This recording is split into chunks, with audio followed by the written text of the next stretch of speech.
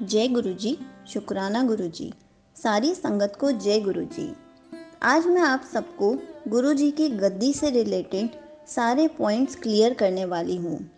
Point 1, गुरुजी की गद्दी का मतलब क्या है। पॉइंट 2, अगर घर में रात को खाना बचा है और सुबह घर वाले वही खाना खा रहे हैं तो गुरुजी को भोग में क्या लगाया जाए। पॉइंट 3, गुरुजी की गद्दी सिर्फ सत्संग में लगा सकते हैं क्या। पॉइंट 4, क्या गुरुजी की गद्दी घर में लगानी ज़रूरी है। पॉइंट 5, गुरुजी की गद्दी या गुरुजी का आसन कहाँ से मिलता है। ये सारे पॉइंट्स आज मैं आप सबसे इस वीडियो में क्लियर करने वाली हूँ। तो चलिए वीडियो शुरू करते हैं। बहुत ही अच्छी इन्फॉर्मेशन दूंगी इस वीडियो में, इसलिए वीडियो को लाइक करके चैनल को सब्सक्राइब कर देना और कमेंट्स में जय गुरुजी लिखना मत भूलना। पॉइंट 1, गुरुजी की गद्दी का मतलब क्या है।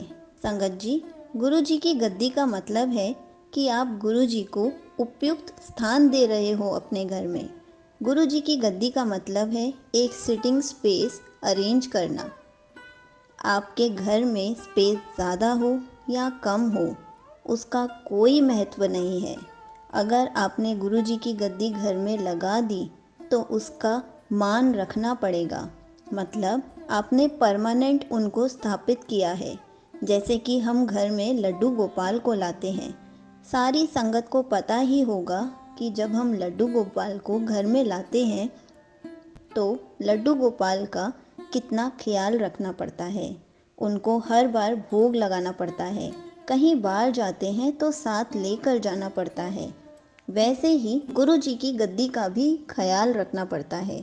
सुबह उठकर नहाकर उनको भोग लगाना है, लंच भी कराना है, डिनर भी कराना है, फिर आपने उनको सुलाना भी है, सारी चीज़ें करनी है।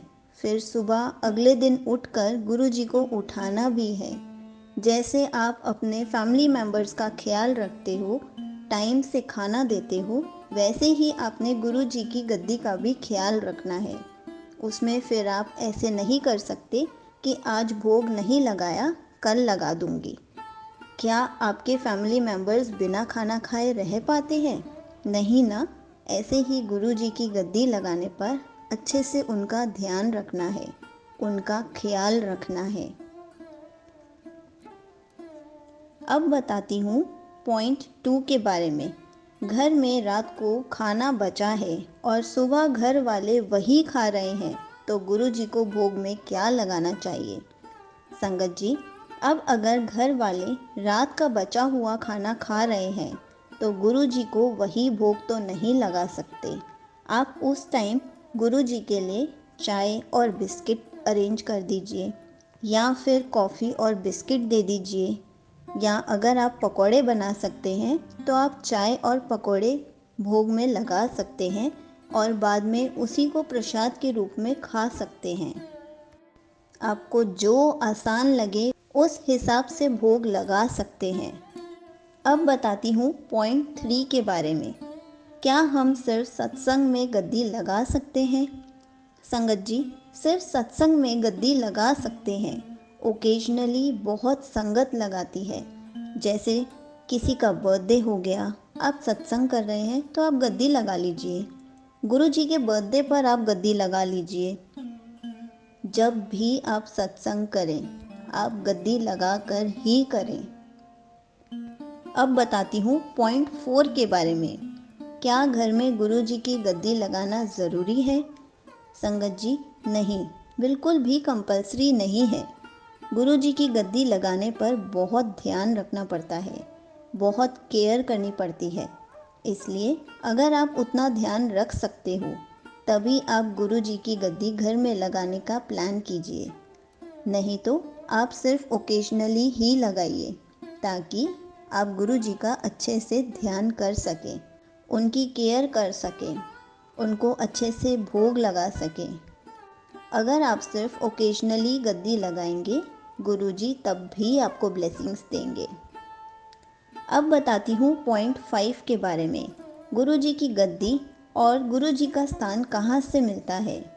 संगत जी, दिल्ली में तो बहुत सारी शॉप्स हैं जहाँ से आप इजीली परचेज कर सकते हो। गुरुजी की गद्दी का पूरा सेट भी आता है। आजकल ऑनलाइन भी ये सब मिल रहा है, या फिर आप कलरफुल न्यू बेडशीट भी लगा सकते हो, यूज़ कर सकते हो। न्यू सूट का कपड़ा या फिर नया कुर्ता पजामे का कपड़ा भी आप गद्दी पर लगा सकते हो, ताकि आप उसको बाद में अपने लिए यूज़ कर सको। एक कबर्ड में सारे कपड़े इकट्ठे ना करते रहो, इसलिए सबसे बेस्ट ऑप्शन है कि आप कलरफुल बेडशीट यूज़ कर लीजिए, ताकि आप उसको बाद में अपने बेड पर बिछा सकते हैं। या फिर नए सूट का कपड़ा या नए कुर्ते पजामे का कपड़ा यूज़ कर लीजिए, ताकि आप उसको ब्लेसिंग के तौर पर सिलवा कर पहन सकते हैं। कबर्ड में बंद करके इतने सारे चोले रख कर क्या करेंगे। अब बताती हूँ पॉइंट 6 के बारे में। सत्संग के बाद गद्दी कैसे बढ़ाते हैं। संगत जी, जब आपका सत्संग कंप्लीट हो जाए तो उस दिन आप गद्दी लगाए रखें। गुरु जी का ग्रेस आएगा, गुरु जी की कृपा रहेगी, आपकी फैमिली को बहुत पॉजिटिविटी मिलेगी। वैसे तो गुरु जी की गद्दी सत्संग करने के बाद 5 से 7 दिन तक लगे रहने देते हैं, उनकी पूरी सेवा करते हैं पूरे दिन। लेकिन अगर आप वर्किंग हैं या किसी वजह से 5 से 7 दिन गद्दी नहीं लगा के रख सकते, तो जिस दिन आपने सत्संग किया है उस दिन लगे रहने दीजिए। गुरु जी की अच्छे से सेवा कीजिए, गुरु जी को भोग लगाइए। उसके बाद आप सब समेट लीजिए। और हाँ, ये याद रहे, जब भी आप सत्संग करें, जो भी संगत आए उनको गुरु जी के फ्लावर्स मत दीजिए, क्योंकि गुरु जी हमेशा कहते थे कि मेरे फूल किसी संगत को मत देना। वो फूल अपने पास ही रखना और बाद में प्रवाह कर देना। इसलिए सत्संग के बाद ना आप किसी को फूल दीजिए, ना सत्संग में किसी से फूल लीजिए। अगर कोई संगत गुरु जी के सत्संग में फूल चढ़ाने के लिए लेकर आती है तो आप वो फूल ले सकते हैं, लेकिन बाद में उन फूलों को जल में प्रवाह कर सकते हैं या उनकी खाद बना सकते हैं।